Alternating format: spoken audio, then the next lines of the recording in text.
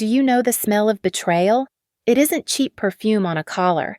In my world, it's the smell of fresh ink on a fake tax return, the stale air from a hidden hard drive. You are about to see why you never ever cheat on a risk analyst, especially when your dirty money is in the IRS's crosshairs. This isn't a story about a broken heart. It's about balancing the books. My name is Sloan. I'm 38 years old, and I'm a senior risk analyst at Veridian Mutual. My job is to see the patterns that others miss. I find the hairline fracture in the dam, the single data point that signals a catastrophic failure, the one lie hidden in a mountain of truth. I am paid very well to be paranoid. My life, until recently, was the picture of suburban Denver perfection, the kind of perfection that requires constant, vigilant management, a sprawling, custom-built home in a gated community, a husband, Mark, whose charisma was his primary currency. He founded Goldspire Capital, a boutique wealth management firm that was, by all accounts, soaring. We had our son, Liam, who is 7. He is the only thing in my life that is purely good, the only variable I don't need to analyze. The first cracks in the facade were small, so small. Most people would have missed them, but I see patterns. Mark, who used to leave his briefcase splayed open on the kitchen counter, suddenly became intensely protective of it. It was always locked, always by his side. Then came the phone calls, late-night client calls, taken on the patio in the cold, his back to the glass door. He'd laugh them off as needy investors, but the frequency increased, the tension in his shoulders tightening with each call. But it was a smell that triggered the first real alarm. It wasn't perfume. That would have been too obvious, too banal. It was soap. A harsh, industrial-strength hand soap. He would come home late, smelling like a hospital hallway, a chemical sharpness that clung to his skin even after he showered. It was the scent of scrubbing, of washing something away. It was a Tuesday night, close to midnight. Mark was asleep. A heavy, exhausted sleep that had become his new normal. I was in the home office, needing to find the digital copy of Liam's trust document for a financial update. It was supposed to be in our shared family cloud drive. Under Family Legal, I scrolled through the folders, vacations, taxes, Liam's school, and then I saw it. A folder that didn't belong. It was mislabeled, sloppily, Audit Contingency 2023. A typo. Mark was meticulous. He never made typos. My pulse didn't quicken. It slowed. It became methodical. Each beat a cold, hard click. This was work. I clicked the folder. It was encrypted. Of course it was. I tried his usual passwords: Liam's birthday, our anniversary, the address of our first house. Nothing. My fingers hovered over the keyboard. I thought back. Further back. Before me, before the money. His first dog, the one he had in college, Buster. I typed in the dog's birthday. The folder unlocked. It contained only 2 items, 2 files that sat there innocently, waiting to detonate my life. The first was a complete backup of Mark's work phone. The second was a file named Goldspire Alt Ledger, a second set of books. My training took over. The wife receded, and the analyst emerged. I opened the phone backup first. The personal betrayal had to be quantified before the professional one. It took seconds. There were hundreds of messages, thousands, videos, photos. Not just a sordid, clumsy affair, but a deep, long-term relationship with his chief accountant, Cassandra Rhodes. Cassie, the woman I'd hosted in my home for Christmas parties. The woman who'd sent Liam a birthday present just last month? The messages were explicit, graphic, and filled with the mundane intimacy of a second parallel life. I felt the blood drain from my face, a cold, hollow sensation. But I didn't stop. I had to see the whole picture. I closed the message file. I opened the second file. Goldspire Alt Ledger. This is where the nausea truly set in. This is where the ice formed in my veins. The messages with Cassie weren't just personal. They were professional. They were criminal. My eyes scanned lines of text, discussions of moving assets, Cayman layers, and keeping the books clean for the auditors. They were discussing shell companies, hiding income, and ensuring their high net worth clients were protected from taxation. My husband wasn't just cheating on me. He was running a massive multi-million-dollar tax evasion scheme. Or maybe it was money laundering. The data was still incomplete. And his lover, his brilliant, meticulous accountant, wasn't just his mistress. She was his chief accomplice. I sat there in the blue light of the monitor as the clock on the wall passed 3 in the morning. The house was dead silent, save for the hum of the server in the closet and the steady, sleeping breath of my husband 2 floors above me. The initial burn of betrayal, the hot, acidic shock that had threatened to cripple me, was gone. It had been replaced by something familiar, something cold, quiet, and infinitely more dangerous. My heart was broken, but my brain was working perfectly. The wife was gone, and the analyst was in her chair. Mark was a problem set. Cassandra Rhodes was a variable. The second ledger was the risk I had to quantify. I closed the phone back up in the ledger. I wiped my local cache. I opened a fresh incognito browser window. My first target wasn't Mark. It was her, Cassandra Cassie Rhodes. I knew the basics. She was a genius accountant, a CPA who had come from a Big Four firm and given Goldspire its legitimacy. She was quiet, unassuming, and, as I now knew, utterly ruthless. She was the one who had turned Mark's greedy ambition into a functioning criminal enterprise. Her public-facing footprint was immaculate. Her LinkedIn profile was a sterile list of accomplishments. No personal website, no public social media. She was a ghost, which, in my business, is a flashing red light. No one is that clean without effort, but people are sloppy. They have connections. I searched her name, not on Google, but through the social media links of other Goldspire employees. The junior associates, the assistants, they weren't as careful. I found an office party album from 2 years ago, one I hadn't attended, and there she was, tagged in the back of a photo. Her account was private, but the tag led me to a list of her friends. From there, I found her marathon running group, a public page. People love to post about their athletic achievements. I scrolled through race day photos, pictures of people sweating and smiling, holding medals, and there she was, bib number and all, from a half marathon 6 months prior. She was in a crowd, arm in arm with a smiling man. I zoomed in. He was wearing a supporter's t-shirt and a laminated name tag dangling from a lanyard. A name tag for a charity fundraising event tied to the race. I could just make it out. David Rhodes. I started a new search. David Rhodes, Denver. The first hit was his LinkedIn profile. It was just as vague as hers, almost comically so. Senior Investigator, U.S. Department of Treasury. It meant nothing and everything. He could be an auditor stamping forms in a cubicle, or he could be the man who kicks in doors. The ambiguity was the point. This, I couldn't solve with Google. I opened a new tab. I logged into my Veridian Mutual Remote Access portal. I navigated to the internal compliance dashboard. As a senior analyst vetting high-value clients and internal threats, I had access to a Level 3 background database, the one that costs $500 per search, the one that pulls everything from credit headers to sealed civil judgments. Using it for personal reasons was a firing offense. I didn't hesitate. I typed in David Rhodes, his approximate age, and Denver. I clicked Search. The system churned for 30 seconds. I drank my now cold coffee. The report populated the screen. I read his employment history, I read his certifications, and then I read his current specific job title, the one he didn't put on LinkedIn. David Rhodes was not a paper pusher. He was a special agent for the IRS, Criminal Investigation Division. I scrolled down. My database, thorough as it was, even listed departmental specializations. David's was offshore accounts and international financial crime. I leaned back in my chair. The silence of the house was absolute.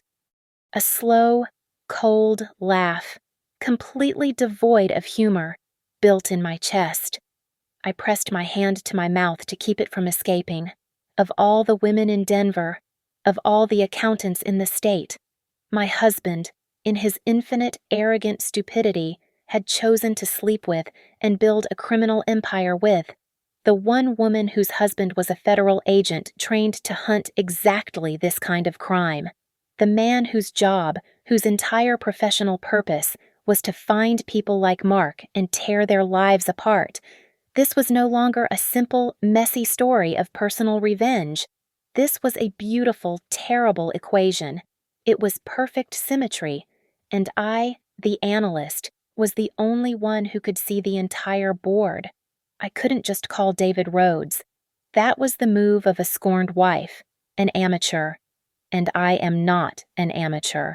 To call David would be to introduce the single greatest unknown variable into the equation.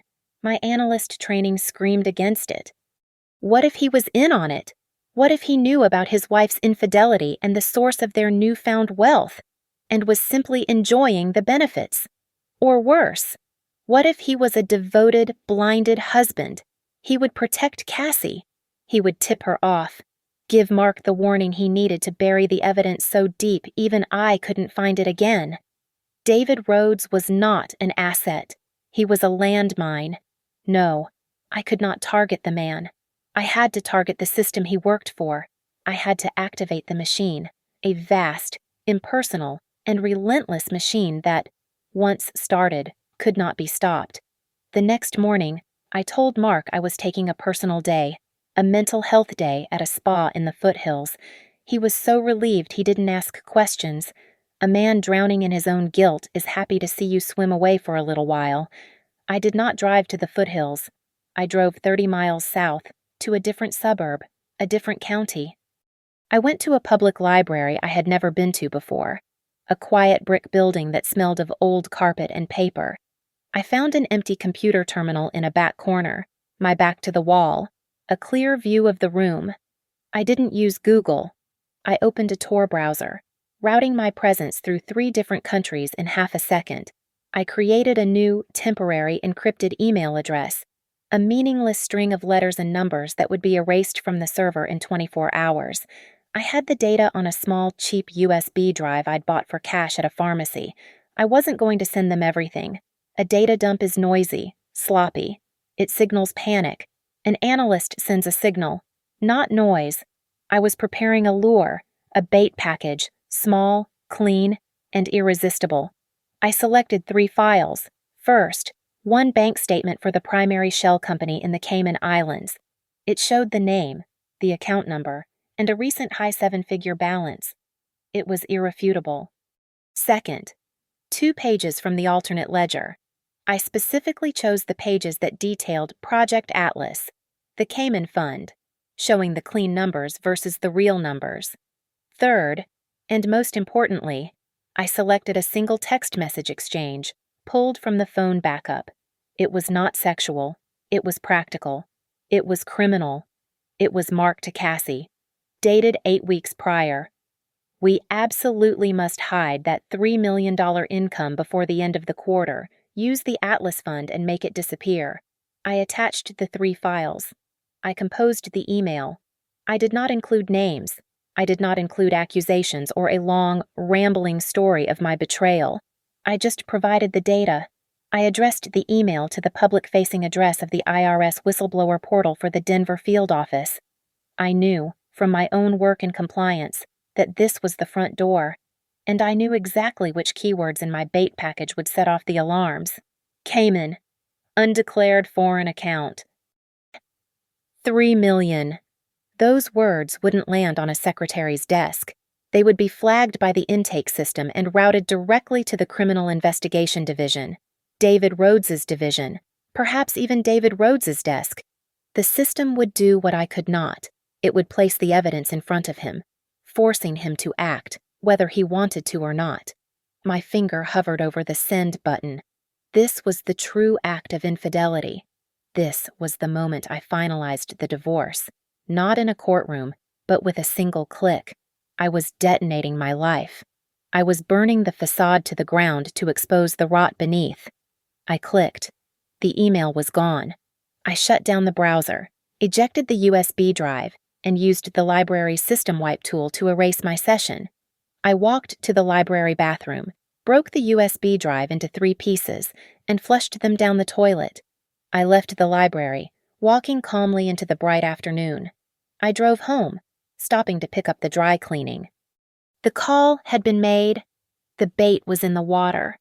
Now, I just had to wait for the sharks to smell the blood. I got home before Mark. I put the dry cleaning away. I emptied the dishwasher.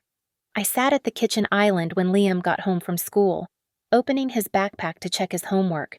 He needed help with a math worksheet. "Mom, I don't get this part," he said, pointing to a long division problem.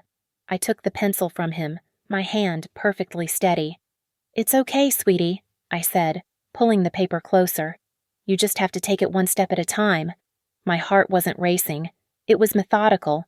It was a clock in my chest, ticking down to an inevitable event. The days that followed were a masterclass in domestic theater. I went to work. I packed Liam's lunch. I asked Mark how his day was and listened, with perfect wifely attention, as he lied to my face.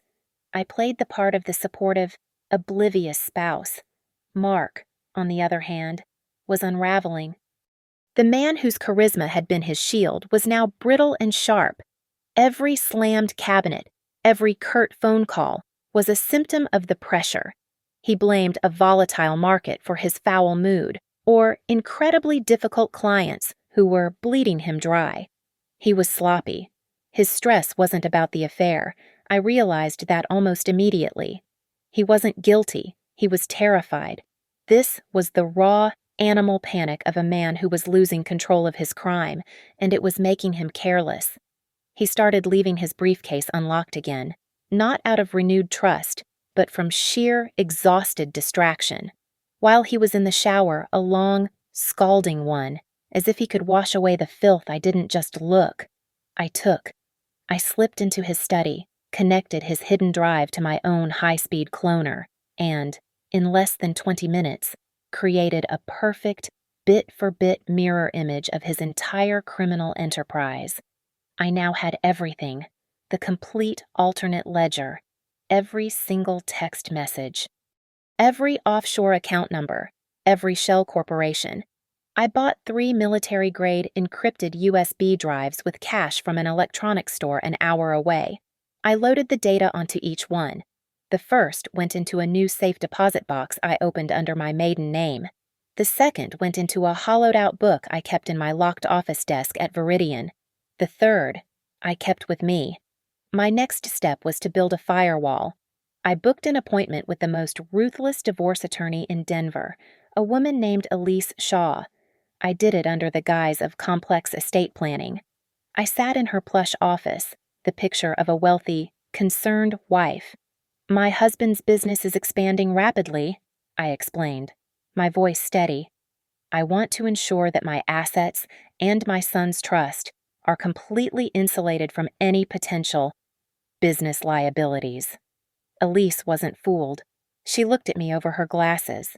"Mrs. Miller, business liabilities is a term people use for bad investments. The term you're looking for when you firewall your assets like this is criminal liability. So, how much trouble is he in?" I didn't flinch. Assume the absolute worst. For 2 hours, we mapped it out. How to separate my finances. How to prove which assets were purchased with my legitimate income versus his. How to protect Liam's trust fund from seizure. I paid her retainer fee $10,000 from my personal account. That week, I opened a new bank account at a different bank, one Mark had no connection to. I began quietly liquidating my own stocks, my bonuses from Veridian, and transferring the cash. I was building my ark. Mark, meanwhile, mistook my steady presence for forgiveness. His guilt over the affair, the only sin he thought he needed to atone for, made him disgustingly attentive. He started buying me gifts, a diamond tennis bracelet, a new designer handbag. He brought home flowers every night, took Liam to the zoo, and talked about us getting back on track. I accepted each gift with a small, grateful smile. I wore the bracelet to dinner, and as I did, I was mentally logging its value, noting the purchase date, and tracing it back to the exact wire transfer from the Cayman account I'd seen on his ledger. He wasn't just giving me gifts, he was handing me evidence, purchased with stolen money. Then, one evening, he came home with a beautiful leather-bound book of Italian travel guides. "I've been thinking," he said, rubbing my shoulders as I stood at the stove. "We need a break, just us. Let's go to Italy. 2 weeks. We can drop Liam with your sister. We'll reconnect. What do you say?" I turned, my heart a block of ice. I saw the map. Italy. So close to Switzerland. So close to those other, more secretive banking havens. He wasn't planning a romantic getaway. He was planning to access a fund, move money, or perhaps even set up a new escape route that he couldn't manage remotely. He needed to get to Europe. I smiled. A perfect, brilliant smile. "Mark, that is the most wonderful idea you've had in years." He looked so relieved.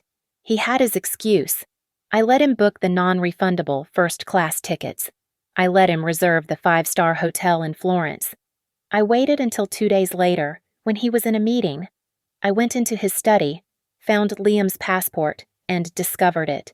I called him, my voice filled with just the right amount of panic. "Oh, no. Mark, I just had a thought and checked Liam's passport.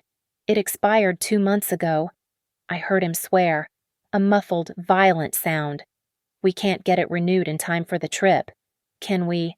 I asked, the picture of innocence. "All those new rules. It takes weeks, doesn't it?" He was silent for a full 10 seconds. I could almost hear the gears grinding in his head, his escape plan dissolving.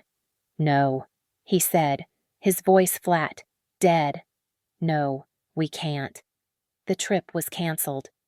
I performed my part, expressing my deep disappointment for days, all while he fumed, trapped, his lifeline to his offshore money suddenly, inexplicably, just out of reach.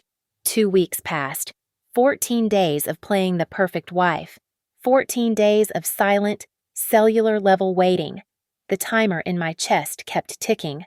I was at Veridian, deep in a quarterly risk assessment meeting, presenting a new predictive model to a table of stone-faced vice presidents, when my phone vibrated on the polished conference table. I glanced down without moving my head. A text from Mark. "Hell, call me now. My composure is my armor." I finished my sentence about interest rate volatility. I gave a tight, professional smile. "If you'll excuse me for one moment, it appears I have an urgent family matter." I walked calmly out of the conference room, my heels clicking on the marble. I did not run. I let the adrenaline settle into a cold, clear pool.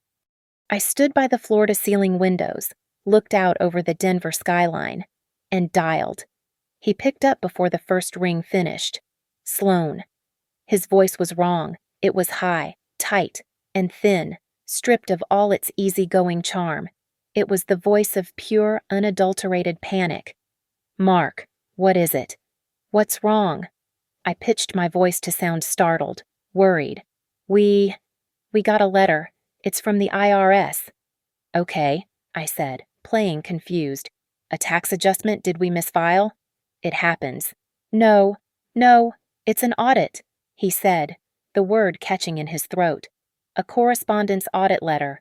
For Goldspire Capital."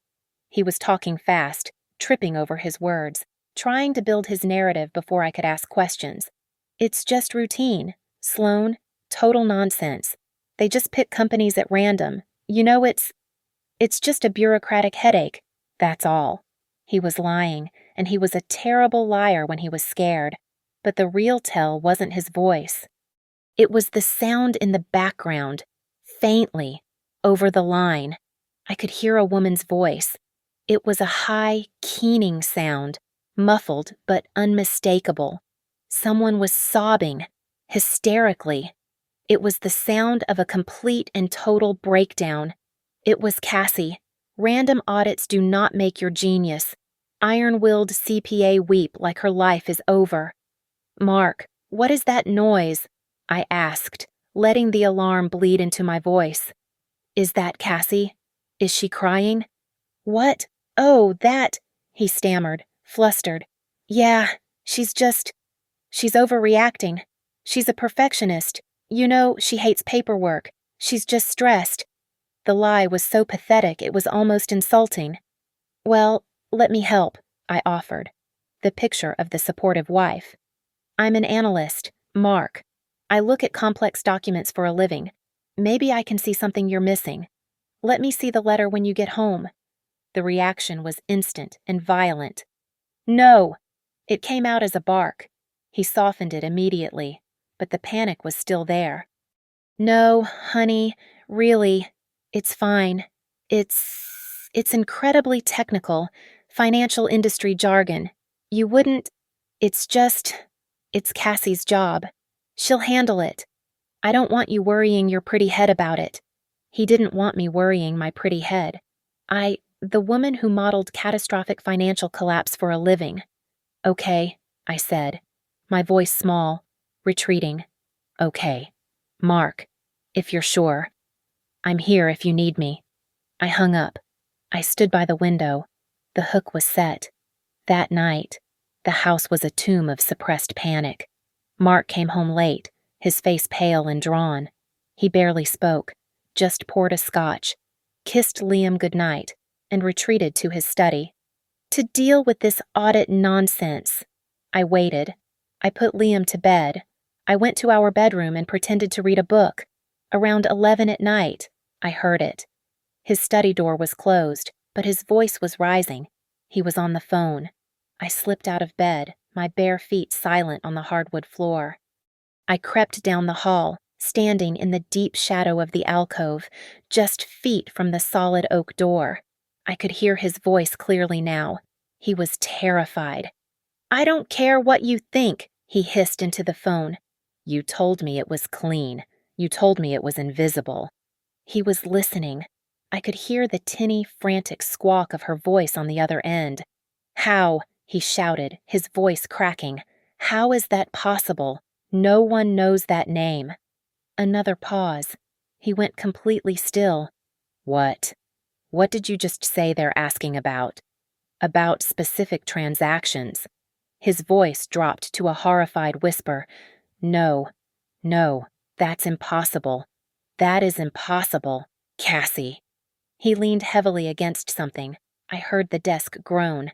They are asking about Project Atlas. How in the hell do they know about Project Atlas? I closed my eyes. A cold, deep satisfaction settled in my chest. Project Atlas, the codename from the second ledger, the name of the Cayman Islands Fund. The exact, perfect, irresistible piece of bait I had fed to the IRS. No one knows that name. Cassie. He was frantic now, almost crying. Only you and me. Only us. I slipped back down the hall, a ghost in my own home. He was wrong. 3 people knew that name. The audit wasn't random. It was the opening salvo. David Rhodes, or his division, had taken the bait. The machine was on. The audit wasn't the attack. It was the legal crowbar they were using to pry the door open, and they were starting with the exact word I had given them. The partnership, which had been forged in deception, began to corrode under the first real heat. The pressure from the IRS was a silent acid, eating away at the bond between Mark and Cassie. Their late-night calls, which I no longer had to strain to hear, were no longer lovers' whispers. They were the frantic, hissing accusations of 2 co-conspirators turning on each other. You said it was foolproof, he'd yell. You were the one who wanted the Atlas Fund, she'd scream back. Their trust, built on a shared crime, was no match for a shared threat. Mark, panicking and seeing his empire begin to crack, made a critical strategic error. He misidentified the true danger. He believed that the audit was a problem he could manage, but that losing me, his stable, respectable, intelligent wife, would be the end. He thought he could fight the IRS. He couldn't fight them without his primary asset, the image of a perfect, stable life.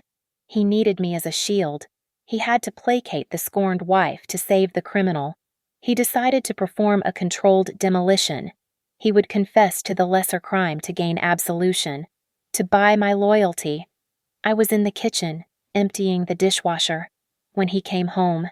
It was 4 in the afternoon, impossibly early for him. He was holding a bouquet of white lilies, my least favorite flower. His eyes were red, watery, and puffy. He looked like he'd been crying. He had, I realized, been practicing. "Sloane," he said, his voice thick and broken. He set the flowers on the counter. "We need to talk." "What is it?" "Mark more audit trouble." I kept my voice flat, tired. "No," he said, shaking his head. "No, it's worse." He let out a long, shuddering breath. I've done something terrible. A terrible mistake. Here it comes." He sat down at the kitchen island, burying his face in his hands. I had an affair. Sloane." I just stood there, the dishwasher door still open. "It was with Cassie," he whispered, as if the name was poison. It just happened. I was so stressed, so much pressure from the company, and she was just there. She pursued me. Sloane, you have to believe me. It meant nothing. It was a mistake. A horrible, disgusting mistake." He was sobbing now, actual tears streaming down his face. He slid off the stool and onto his knees, crawling the few feet to where I stood. He wrapped his arms around my legs, his face pressed against my jeans. "I am so sorry, Sloane. I love you. I only love you. It's over. I promise. It's over." I was supposed to be devastated. I was supposed to be heartbroken. I looked down at the top of his head, at the man who thought this pathetic betrayal was the real secret. I felt nothing, just a cold, clear contempt. It was time for my performance. My breath hitched. I let out a cry, a sharp, wounded sound. "How could you—" I pushed him away, stumbling back. "How could you?" "With her. Sloane, please." "No!" I shrieked. I grabbed the nearest object, a cheap glass vase on the counter one he'd bought me. I threw it. I didn't throw it at him. I threw it at the wall, and it shattered with a satisfying, explosive crash. The noise shocked him into silence. He stared at the broken glass, then at me. My turn. I was crying now, real, hot tears of rage, but not for the reason he thought. All this time you've been stressed, and I've been trying to help you. You've been with her. Please, Sloane, he begged, his voice frantic. He saw his shield walking out the door. Don't leave me, please. I need you right now, more than ever. You don't understand. The company is under audit.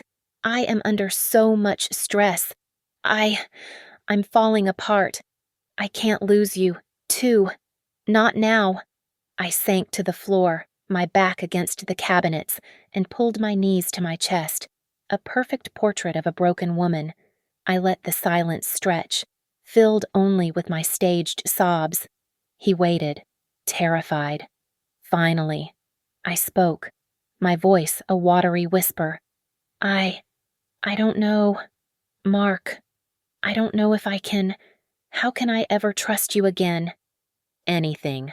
I'll do anything, he said, latching onto the sliver of hope. I'll go to therapy. I'll fire her. Anything. Just tell me. This was it. The pivot. I looked up at him, my eyes swimming with crocodile tears. If we are going to fix this, if I'm even going to think about forgiving you, I can't have any more secrets. Of course. No. No more secrets. I swear, he said, nodding, a puppet on a string. No. Mark. I mean no more secrets.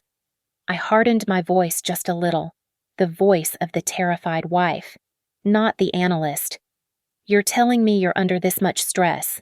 You're being audited. I'm your wife. I need to know what we are facing. I need to know where we stand. I need to know if we are going to be ruined. I stood up, wiping my tears. You want me to stay. You want me to fight for this marriage. Then you show me everything. Everything. No more locked folders. No more technical jargon I can't understand. I want to see all the accounts, the business, the personal, everything. I need to know what we are up against. I need to know the truth, all of it. I had offered him the one thing he desperately needed, a path to my forgiveness. The price I was asking, in his mind, was simply transparency. He stared at me, his red-rimmed eyes searching mine. He wasn't seeing an executioner. He was seeing his co-pilot. He was seeing the woman who was smart enough to help him, the woman he now believed was willing to stay. The relief that flooded his face was absolute. He thought the worst was over. He thought he had just passed the test. Okay, he breathed, a shaky, desperate exhale. Okay, yes, anything. Sloan, I'll show you everything. I'll give you all the passwords. We'll fix this. Together. He pulled me into a hug, pressing his face into my hair, his body trembling with relief. I stood rigid in his arms, a block of stone. He had just handed me the keys to the kingdom. He thought he was saving his marriage. He had just given me the loaded gun, the box of ammunition, and express permission to pull the trigger. True to his word, Mark gave me everything. He sat me down at his desk, his face a mask of exhausted, pathetic gratitude. He logged me into his primary server. He gave me the passwords to the audit folder, which he had now retitled Our Financials. He thought I was his partner, his co-conspirator in saving the family name. He thought I was there to help him find a clever loophole, to use my analyst's brain to help him weather the storm. He didn't realize I was the storm. I no longer had to hack. I had a key. For the next 48 hours, I sat in his leather chair, a worried wife trying to understand the books. I brought him coffee, and he'd pat my hand. Find anything. Honey. It's dense, I'd reply, but I'm starting to see the full picture. And, God, what a picture it was. The tax evasion I'd found earlier was just the tip of the iceberg. It was the messy, amateur part of his crime. The real operation, the one he and Cassie had built, was so much darker, so much more depraved. Goldspire Capital wasn't just a tax shelter, it was a predator. My bait package to the IRS had been about Project Atlas, the Cayman Fund. Now, I could see the whole machine. Mark and Cassie were targeting elderly investors, retirees, people who had trusted them with their life's savings. They would advise these clients to move their at-risk portfolios into the safe, protected Project Atlas Fund. Then, the money just disappeared. I cross-referenced the ledgers. Millions of dollars were being transferred from the Atlas Fund to a series of layered shell corporations, supposedly as investments in emerging markets. But they weren't investments. They were dead ends. The money hit the shell, and from there, it was wired directly to private hidden bank accounts in Switzerland and Singapore, accounts held in the names of LLCs that, after hours of digging, I traced back to two people, Mark Miller and Cassandra Rhodes. They weren't just hiding money, they were stealing it. They were gutting the retirement funds of dozens of people. It was tens of millions of dollars. This wasn't just tax fraud. This was massive, systemic wire fraud. I found the client authorization forms, the ones authorizing the transfers. Then, in a deeply buried admin folder, I found the originals, and the signatures didn't match. Cassie, the meticulous CPA, had been forging signatures. I even found a folder named Practice, which contained scanned copies of her clients' real signatures. She was tracing them. My blood ran cold. This was not IRS territory anymore. This was the FBI. This was the kind of crime that gets you 20 years in a federal prison. The final piece of the puzzle snapped into place at 3 a.m, a password-protected folder in his personal drive. labeled Vanuatu. The password, of course, was Cassie and her birthday. Inside was his escape plan. Mark was planning to run. He had applied for a second passport through a citizenship by investment program, a one-time payment of $200,000 to a consultant, and he would soon be a citizen of a tiny South Pacific island nation with no extradition treaty with the United States. He had scans of his new passport photo, clean-shaven. He had his wire transfer receipts. He wasn't planning to go to Italy to move money. He was planning to go there, then get on a plane to the other side of the world and disappear. I looked at the application. It was for a single applicant. Not for Mark and Sloan Miller. Not for Mark and Liam. Just him. He was planning on leaving me and his son to take the fall, to face the auditors, the federal agents, and the ruined, furious clients he had defrauded. Time was up. He was just waiting for that passport book to arrive. I called in sick to Viridian. I texted Mark. Going back to bed. Terrible migraine. He replied, "Feel better, honey." He was probably shredding documents at his office. I didn't go to the library. It was a risk. They had my face on camera. I drove to a different town and bought a new burner laptop with cash. I sat in a Starbucks parking lot using their public Wi-Fi routed through the Tor browser. I created a new anonymous email. This time, I wasn't sending a bait package. I was sending the entire warhead. I uploaded everything, the complete cloned hard drive, the real ledger, the fake ledger, the full client list, with the names of the elderly victims, the side-by-side comparisons of the forged signatures, the wire transfer receipts from the Atlas Fund to his personal accounts, and finally, a complete copy of the Vanuatu folder, complete with his passport application and his escape plan. It took over an hour to upload. I addressed the email to the IRS CI whistleblower portal, and this time, I added a new recipient. I copied the public-facing tip line for the Denver field office of the FBI, Economic Crimes Unit. My subject line was simple: urgent evidence packet, Gold Spire Capital, massive wire fraud, flight risk. In the body, I wrote one line: he is planning to flee the country within weeks. See attached passport application. You need to move fast. I stared at the screen. The 2 email addresses, the huge attached files, the end of my life as I knew it, the end of Mark, the end of Cassie, the end of everything. I clicked send, game over, 3 days, 72 hours. The silence was absolute. I had sent the package into the digital void, and the world had remained exactly the same. Mark was still stressed about the audit. I was still the supportive, unknowing wife. Liam went to school, I went to work, and the facade held. I was in the middle of a conference call at Viridian Mutual, a quarterly risk projection meeting, staring at a spreadsheet that no longer held any interest for me. My coffee was cold. I had dropped Liam at school an hour ago, a perfectly normal morning. I had kissed his head and told him I loved him. Mark had already been gone when we woke up. To put out fires. My phone, resting face down on my desk, gave a single sharp buzz. It wasn't a text or a call. It was a push notification from the neighborhood security app, the one bored housewives used to report stray dogs and slow-moving vans. I glanced at the screen. The alert was from a neighbor 3 doors down. Federal activity on Elmwood Street, multiple vehicles, looks serious. Anyone know what's happening? My street. I did not gasp. I did not move. I waited for the vice president on the call to finish his point about market exposure. My heart was not racing. It was a metronome, slow, steady, and cold. I unmuted my line. "Jim, I apologize for the interruption." My voice was perfectly calm, laced with just the right amount of professional concern. "A family emergency has just come up. I have to leave the office immediately." I closed my laptop, gathered my purse, and walked out of the conference room.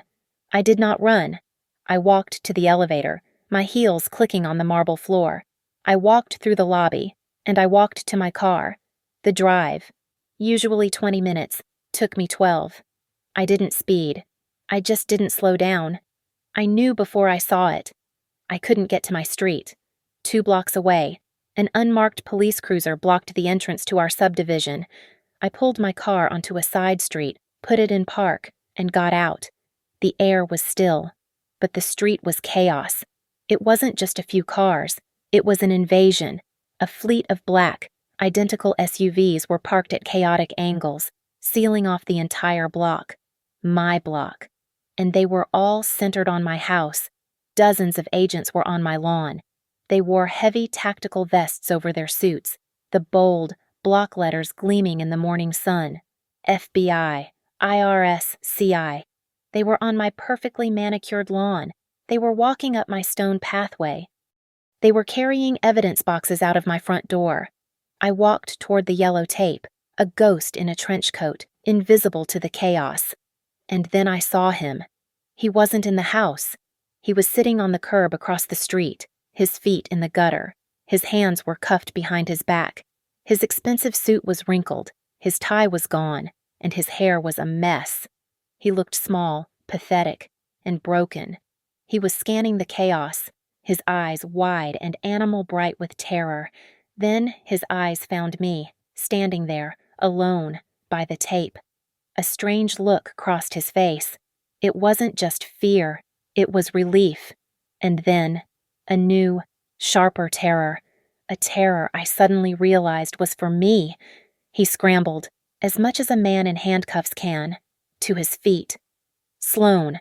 His voice was a raw, broken scream that cut through the noise of the raid. Sloan, oh my God, Sloan. He took a step toward me before an agent pushed him back down. Sloan, he yelled again, frantic, his eyes pleading with me. They think you're involved. They think you knew Sloan. Tell them you don't know anything. Tell them you're innocent. Tell them. He was putting on a show for them, trying to build my alibi, to save me.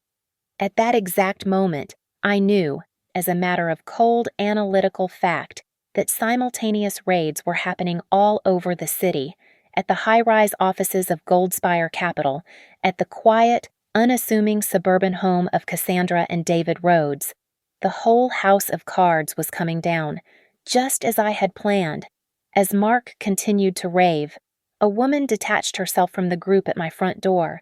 She was tall, in a crisp suit, her FBI vest fitting her perfectly. She walked toward me with a purpose, her face a mask of calm, professional neutrality. She didn't look at Mark. She looked at me. Mrs. Miller. She asked. Her voice was flat, not unkind, but not kind. It was the voice of procedure. Yes, I said. My voice was steady. Are you Sloan Miller? I am. We need you to come with us. It was not a question. It was a statement. Across the street, Mark saw the interaction. He saw the agent speak to me, saw me nod, saw her gesture toward one of the open SUVs. The implication of what he was seeing, his wife being arrested, shattered him. No, he screamed, a deep, guttural sound of pure despair. He threw himself against the agent holding him. No, not her. Take me, you bastards, take me. She didn't do anything, Sloan. Don't say a word, Sloan.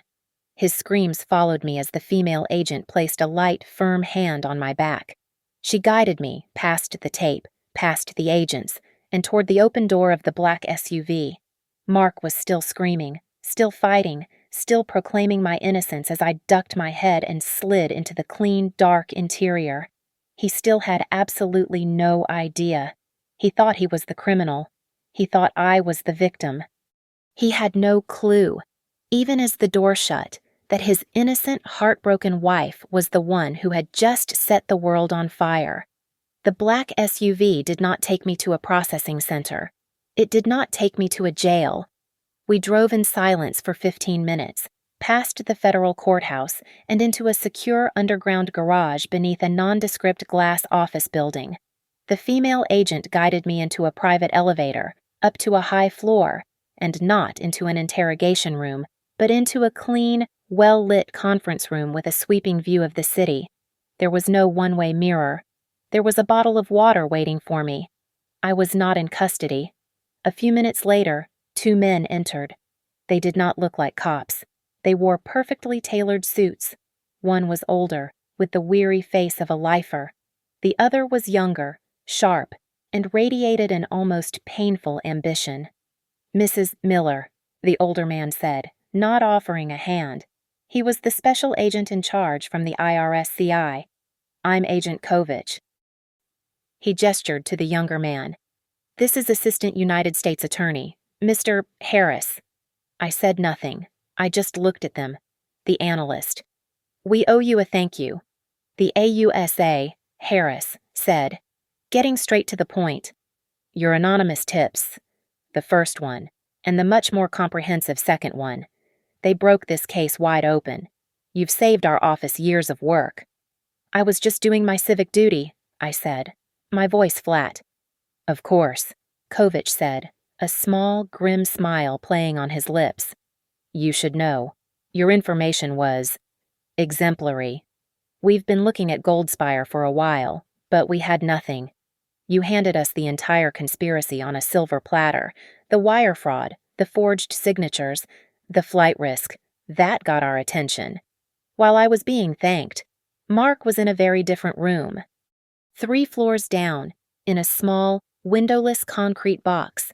He was sitting across from his court-appointed lawyer, still vibrating with the belief that his wife had been arrested with him. He was frantic, telling his lawyer they had to save me, that I was innocent.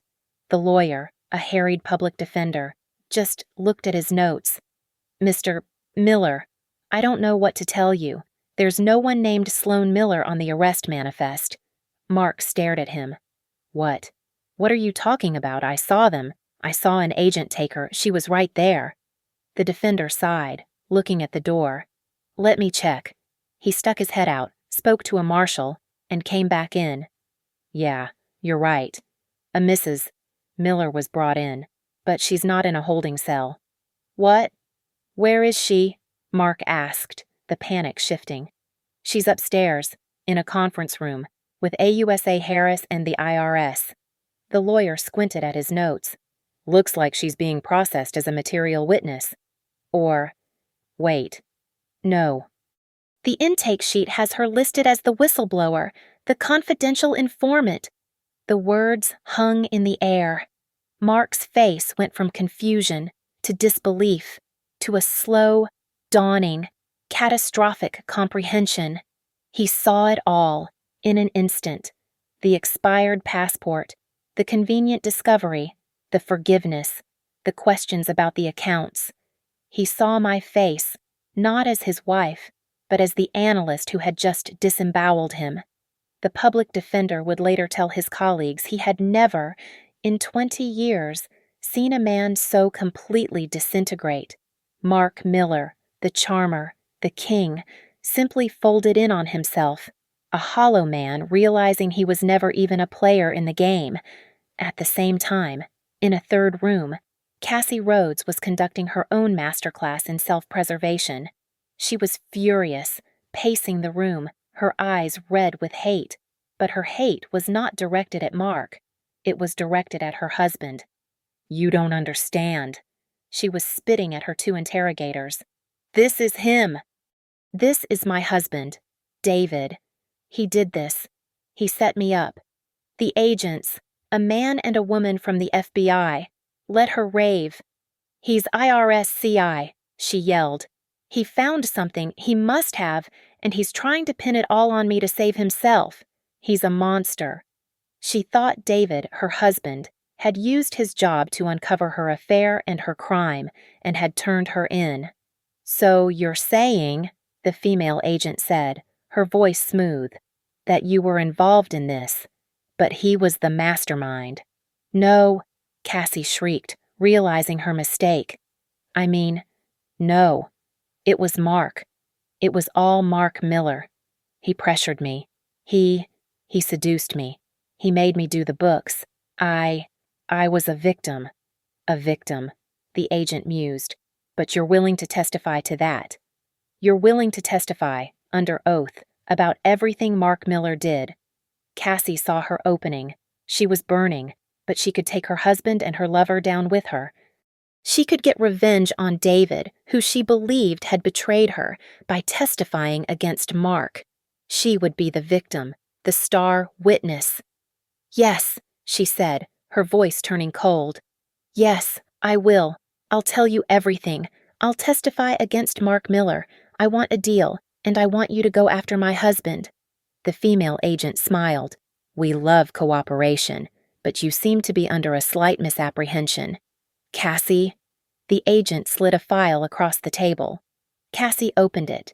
Inside were bank statements, her own secret bank statements, but they showed a series of new, large, and unexplained cash deposits. "Your husband, David, wasn't trying to set you up," the male agent said, leaning forward. "He's dirty, too. Your files." The whistleblower's files showed us that David knew about your illicit income for at least 8 months. Cassie's face went white. "He never reported it," the agent continued. "Instead, he was using that knowledge to blackmail your lover, Mark. Your husband was extorting his wife's co-conspirator. He was building his own little nest egg on the side, from your crime." The agents let the full weight of the double betrayal land. Her lover was a fraud. Her husband was a blackmailer. And she was going to prison. The whole rotten network, the affair, the crime, the extortion, it had all collapsed on itself. My call hadn't just taken down my husband and his mistress. It had exposed the corrupt agent who was feeding on their crime. I had not just cleaned my own house. I had cleaned theirs, too. The end was not a dramatic explosion. It was a series of quiet, methodical clicks, like a safe being locked. Mark, faced with the mountain of my evidence, the ledgers, the wire transfers, the escape plan, and the eager, vengeance-fueled testimony of his former lover, Cassie, had no cards left to play. His charisma was useless against federal prosecutors. He took a plea deal. He pled guilty to conspiracy to commit wire fraud and money laundering. He was looking at a very, very long time in prison. David Rhodes was a different kind of implosion. A corrupt IRS agent was a story the department wanted to bury, but my evidence made it impossible. He was quietly charged with extortion and obstruction of justice. His career was over. His pension was gone. He was disgraced. A snake who had been eaten by the very rats he was feeding on. And Cassie Rhodes, who had tried to play the victim, got a taste of what she deserved. Her cooperation, her turning on Mark, earned her a significantly reduced sentence. But she was still a felon. She lost her CPA license permanently. She was financially ruined by fines and restitution, left with nothing but the public shame of being both a criminal and a fool. I filed for divorce the day after the raid. It was uncontested. With Mark's status as a convicted felon and the nature of his crimes, I was granted immediate and sole custody of Liam. The firewall my lawyer and I had built held perfectly. The court, in separating our assets, found that nearly everything Mark had earned in the past 5 years was the proceeds of crime. It was all seized by the government to pay back his victims.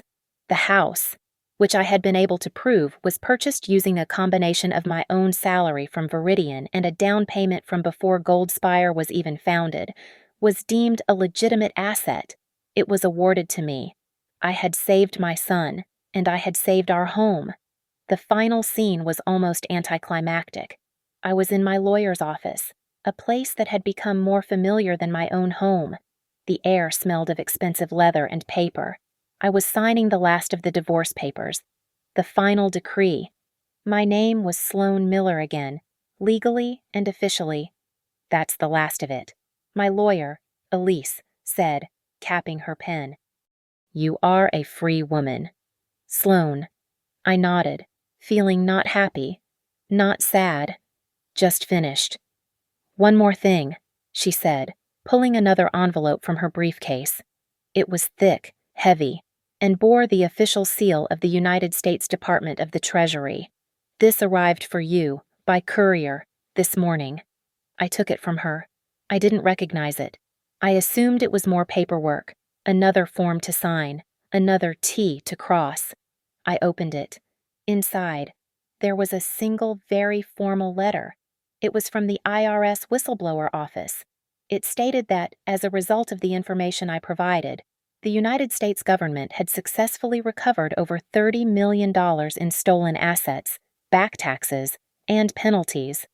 It went on, in dense legal language, but I skipped to the end.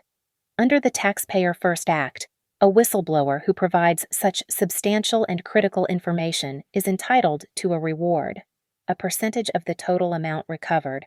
Enclosed, behind the letter, was a check. It was from the U.S. Treasury. It was made out to Sloan Miller, and it had 7 figures to the left of the decimal point. I stared at the number. The money Mark had stolen from retirees. The money he had hidden in the Caymans. The money he and Cassie had built their affair on. The government had seized it, and now, by law, a piece of it was mine. I didn't smile. I didn't cry. I simply folded the check, deliberately, in half, and then in half again. I had lost my husband. I had lost the fantasy of the perfect life, the lie I had been living. But I had saved my son from a life built on a foundation of rot and theft. I had not just sought revenge. I had performed a risk analysis. I had identified the rot, quantified the exposure, and executed a plan to mitigate the damage. And in the end, I had turned my husband's catastrophic betrayal into my single greatest asset. I stood up. I put the check in my purse. The books were finally balanced. Thank you so much for listening to my story. I'd love to know where you are listening from, so please comment below so we can connect and you can share your thoughts. Please subscribe to the Lily Revenge Stories channel, like this video, and give it some extra love by hitting that hype button to help this story be heard by more people.